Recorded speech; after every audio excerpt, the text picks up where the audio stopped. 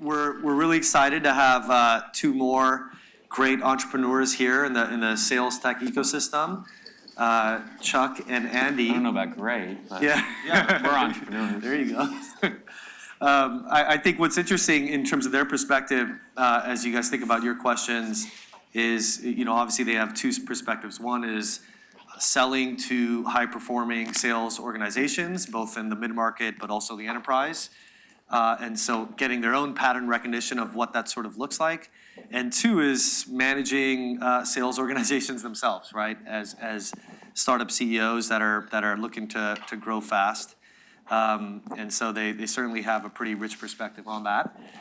Maybe a good place to start, Chuck and Andy, is a little bit of your background and sort of what you saw in the market, given your sort of experience, particularly in the space, that led you to start Tact. You want to go first, Andy? No, go ahead. So, can you hear me okay? Okay, got it. So I'm an old CRM dog with Richard Campione. Is he still here? Great. So I started building mainframe-based customer management systems back in the mid-90s, then moved on to Siebel for many years, building sort of client-server-based CRM, the company that really invented the CRM category, Tom Siebel. And then my most recent job was at Salesforce, where I ran product for Sales Cloud, which is their flagship Salesforce automation product, as well as Salesforce Chatter and Salesforce One Mobile. And so I left in 2011 and started the company in 2012. Awesome. Great. My background's a little different, actually. Before I started Clary, we had started a previous venture called Clearwell Systems. We were doing machine learning on large volumes of enterprise data to allow a large corporation to respond to a litigation issue or a securities investigation. It was a really fun company. Anything that you saw on the cover of the Wall Street Journal or the Financial Times where somebody was under investigation, 9 times out of 10 they were using our software to figure out who sent what to whom, when, what happened, what's the exposure. Really cool company. We grew it to $100 million in revenue run rate, and then Symantec acquired us in June of 11. Why I started Clary is because I was using the Salesforce flagship product. Sorry. Can I just apologize to everybody right now? How many of you use Salesforce?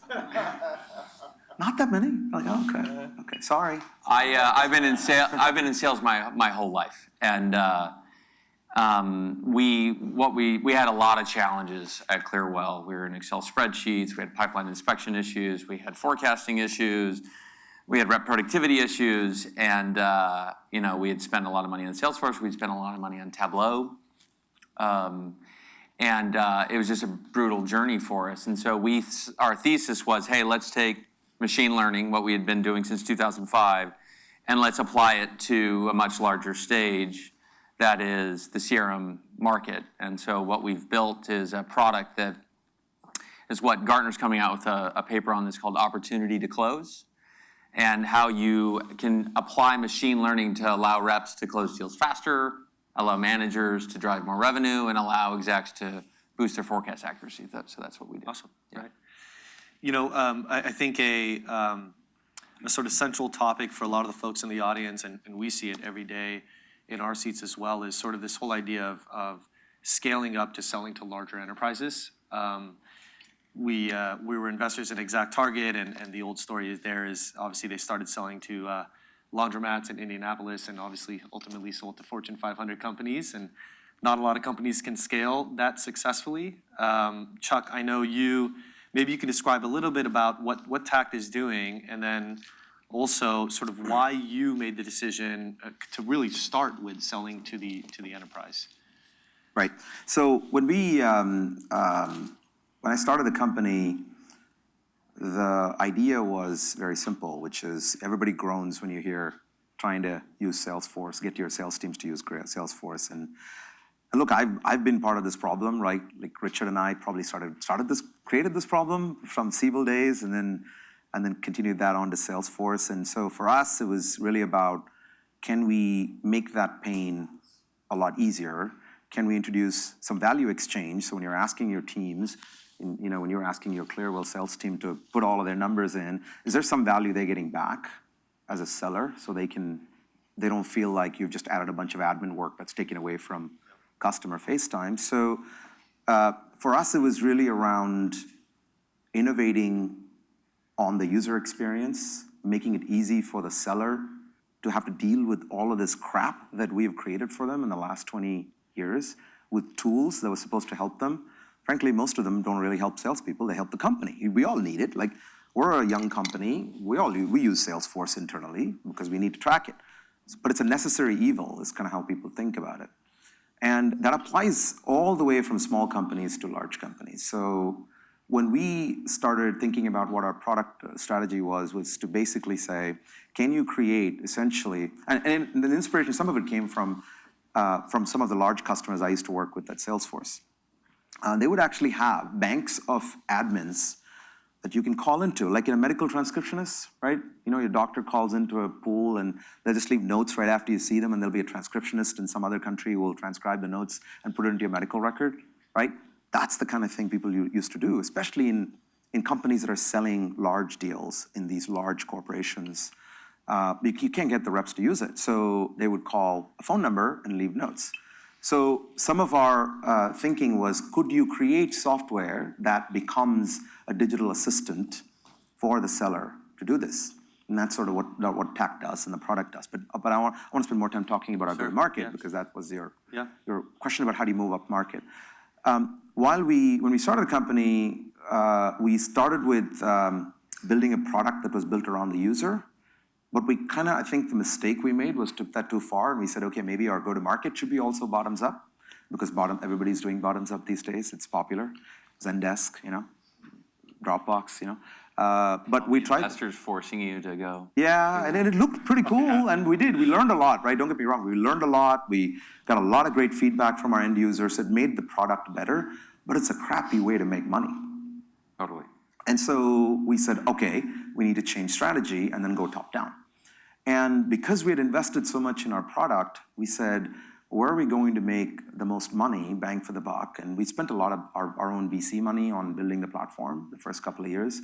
So we actually had a product that could be sold to a large enterprise. So we said, well, why not? Let's go sell it to a large enterprise. So for us, it was more our product being built around a deep technical platform that gave us an advantage over reps having to use Salesforce that we could take to the upmarket. And the upmarket was where the pain was highest, because these companies are spending $20-30 million per year on license alone, right? And Salesforce's top 1,000 customers, license spend on Salesforce is $10 to $50 million, right? Per year in licenses, not counting services. So, and then they're sitting at 15-20% adoption. That's, by the way, the standard rate, right? Going rate, especially when you talk about large companies. And so we said, shit, this is a big problem that is needing to be solved. And they have the money and they have the patience to go think about a new category like this with what you might argue that the product was early. We're early to market, as Clary was.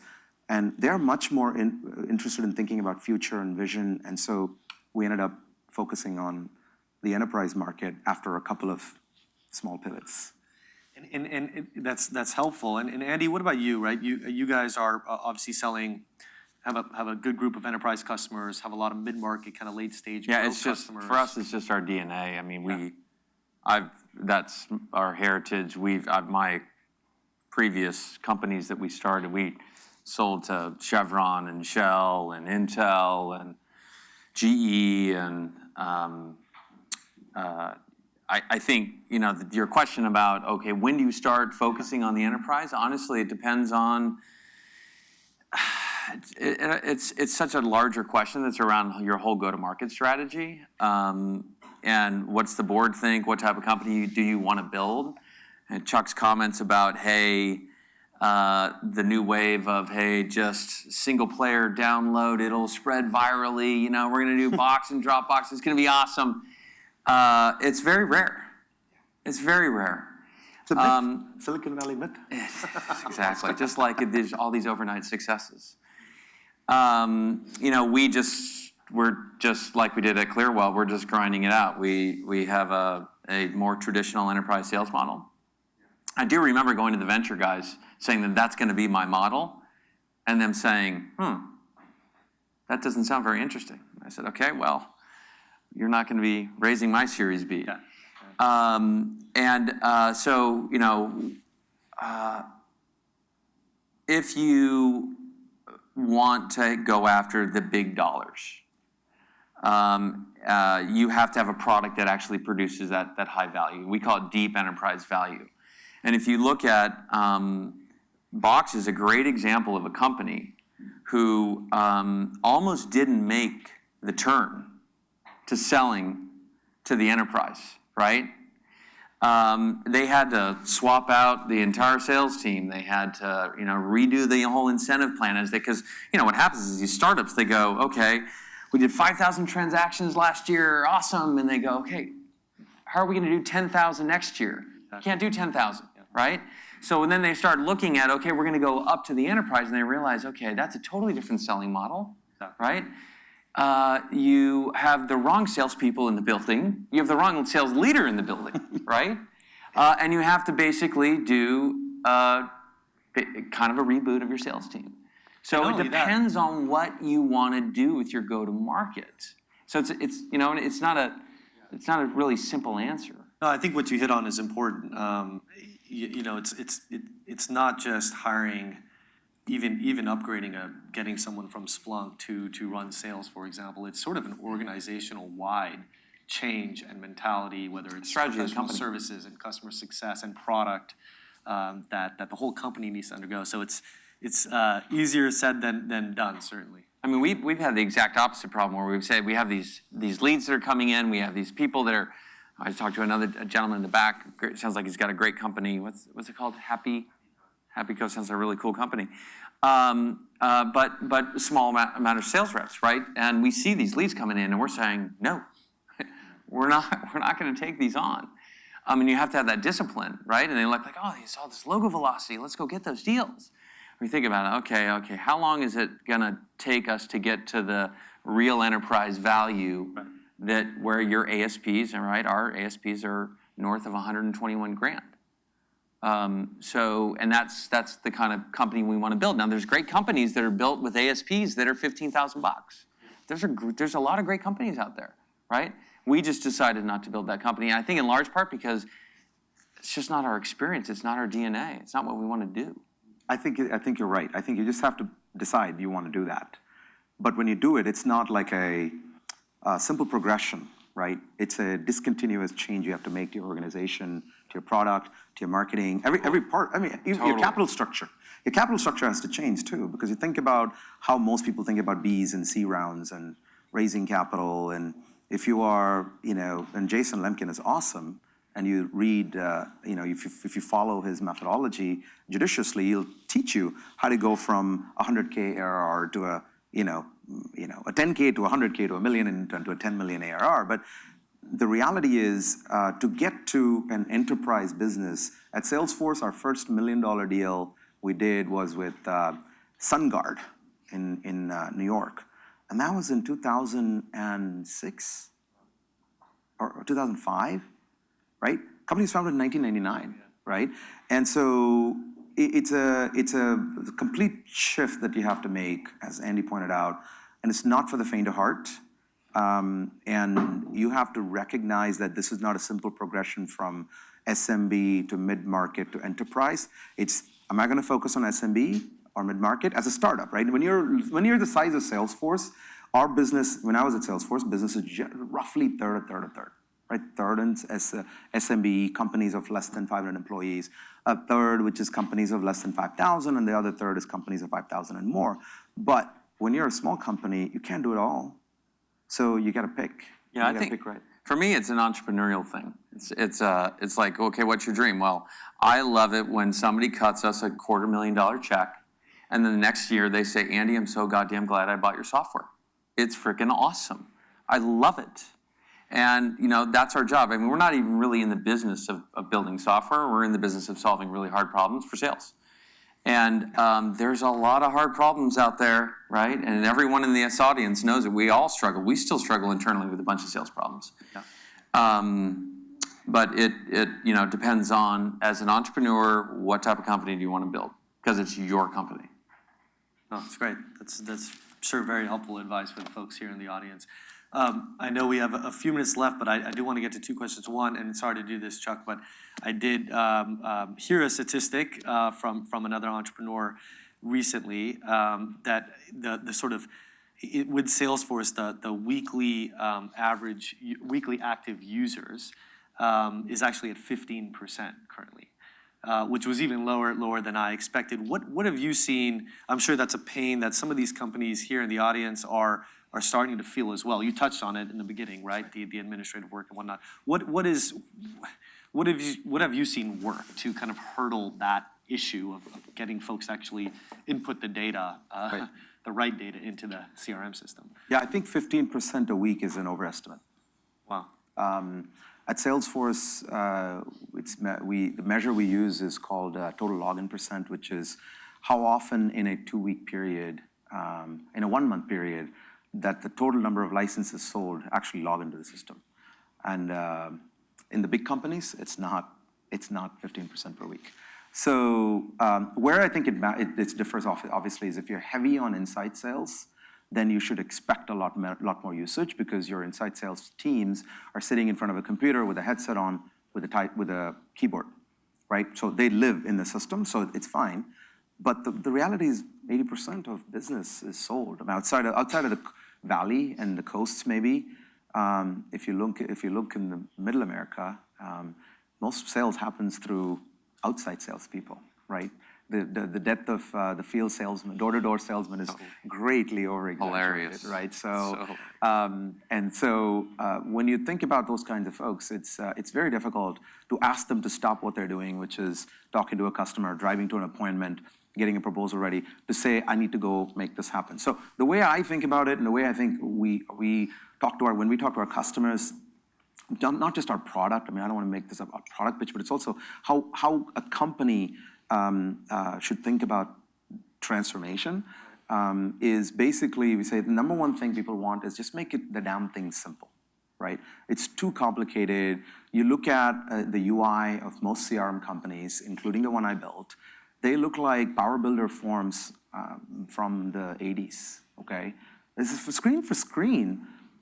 I mean, Richard, you've seen it. Screen for screen, Siebel and Salesforce ain't that different. Okay, except now this is in the cloud and it's vastly more customizable and all of that. But from an end user's experience, it's not.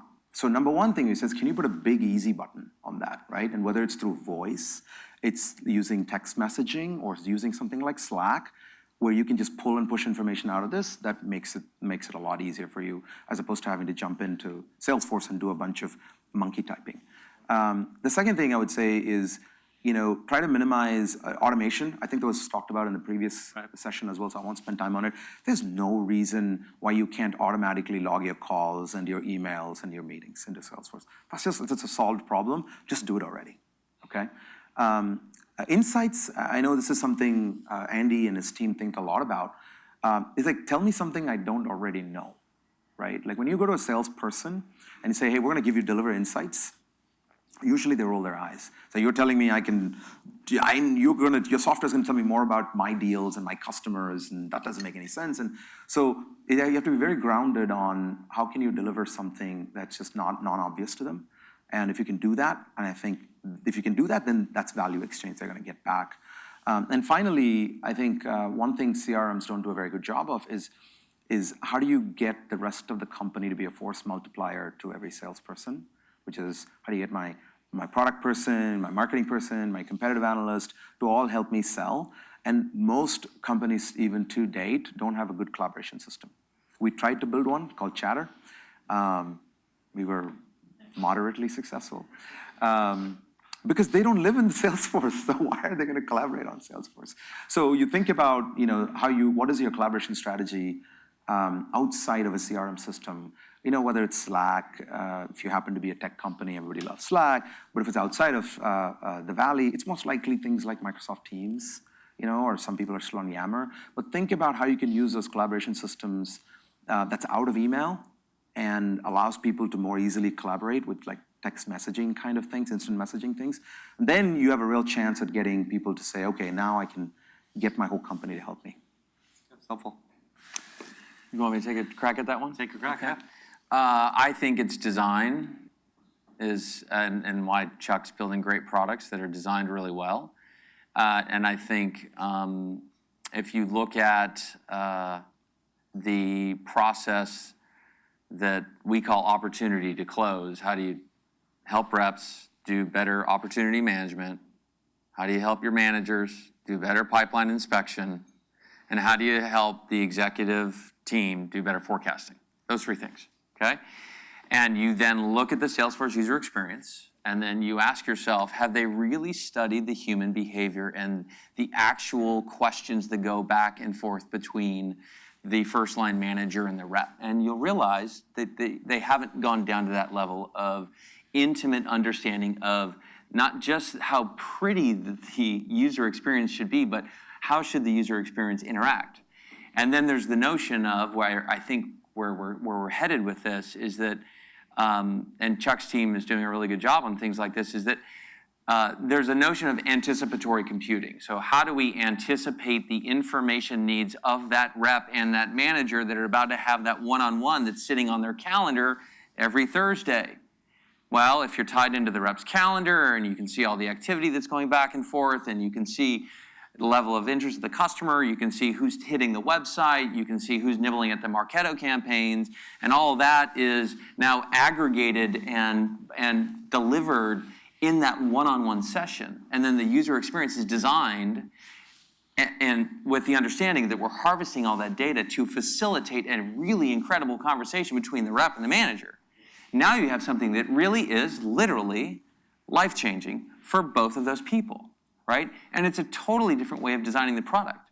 So we see a world where actually that you're going to look at manual data entry the way we all look at the rotary phone. Hell, we had to freaking do this? Are you kidding me? And we will, because there's so much digital signal out there, right? Think about all these companies that are out there, they're trying to instrument and get an understanding of what the hell is that prospect doing? What the hell is that rep doing, right? How do I understand, which deals are going to close and which deals are not? And then how does that all aggregate and roll up to, okay, you're going to do 41 million, you're not going to do 45. And be able to call that number 2 weeks into the quarter and show you where the risk exists, right? That's what we do, and that's what's possible. And if you fast forward to Salesforce and the current user experience, and a decade from now, right? Our kids right now, what are they doing? They're on Snap, right? And they're on House Party or whatever it is. If you guys that have kids, right? You go into the room. I go into the room, and my son Ronan, there's like 9 kids there, and I'm in like underwear going, oh God, sorry. And my point is that there's this, think about, my kids are going to be in the workforce in 10 years. Yeah. And think about their experience, right? It is going to be, so the notion of like CRM and you got upstream Marketo and you got, quote to cash with apps, it's going to totally transform. It's going to be totally changed. And the enterprise will have this real-time intimate connection with their customers that they've never had before. And that's where it's headed, and then maybe if Salesforce can design that, their retention will go up. That's fascinating. Fascinating. I do want to open it up. We probably have time for maybe one question. Who's got? Kabir, shoot. So, enterprise SaaS company, relatively high ASP, like high 6 figures for us, early customers. You guys talked about ASPs, and I'm curious how you invest time early in your product cycle, and you're thinking about pricing, and you're starting to scale in the market, like how much you mess with the pricing, because we all have this idea that, if we lower the price, maybe the sales cycle will shorten, and then we can upsell and cross-sell a bunch, and we'll get the same ASP, we'll just take a different path. Like how much time did you guys spend either on this company or previous slides kind of doing that and trying to move it around versus just going with? Yeah, sure. I'm happy to go. Honestly, if it's early, go ahead and experiment. I mean, it depends on how early it is, right? I mean, we would experiment in year 1 with all kinds of stuff, right? And to just try and figure it out. And we'd say, okay, because we just want to get logos Obviously, there's a logical conversation with the customer. The way we charge is based on the size of the sales team. So you got 100 reps, we don't charge per user per month or any of that stuff, and nickel and dime people that are logging in, anyone can log in. And we just say, okay, your sales team's 100 reps, okay, that's gonna be 180 grand. And that's where we settled. But in the early days, we were doing a lot of experimentation, right? And you just gotta kind of figure it out. And there's my advice is just keep it simple, really simple, or else, because as you're hiring more salespeople, they need simple, they need really simple. But I'm happy to talk more after the break. Yeah, other than price, there's a couple of other things. Obviously experimenting is, we experimented a lot, and as you go higher and higher, you probably want to keep increasing your price because you're going to get beat down at the discount. The thing is, in the enterprise buying cycle, you have to recognize that not only do you have your sponsor who's working with you and the budget holder who's going to release the budget, the key player that you have to deal with towards the end of the sales cycle is the procurement person. They are incentivized to beat the crap out of you. That is their job, and if they don't do their job, they get fired. So be ready for that. And you can use other levers other than price, term. Like most of our contracts are 3-year contracts. For large enterprise, we don't do 1-year deals. Because for them to get their stuff together, it takes 3 months to get the product there. I mean, they're slow. Yeah. So we don't do 1-year contracts. It just doesn't make any sense. We say, okay, maybe we'll do a quick pilot, paid pilot, and then when you're ready, when you see the results, go for a 3-year or even sometimes a 5-year contract. When we do ELAs, we start with a 5-year and let them beat us down to a 3-year contract. That's one. Second one is services. Again, Silicon Valley myth, everything should be price, services are bad, there'll be VCs, not grudgy. Other VCs will tell you, oh, services are bad, you should never have it. You gotta have services. Back in the day, it used to be for every $1 of licenses of Oracle, you paid $6 to $8 to Accenture. Then with Salesforce, it got to about $2, right? Typically, you buy a Salesforce license, you're spending $1.50 to $2 to implement Salesforce. In our case, it's about quarter to half to sometimes 0.75 if it's really high. But there is services here. At the end of the day, as a young company, you want to build your business for cash. So no matter what people tell you about, like, I just want ARR all the time, it's like, you need cash, man. That's what you need first. So then they're more likely to give you services money, and the procurement person is more likely to beat you down on services pricing than on the license pricing. Take the cash. Move some of the money, because what are you building a business for? Cash, right? Awesome. Well, great stuff, guys. Really appreciate it. Please give a hand. Thank you.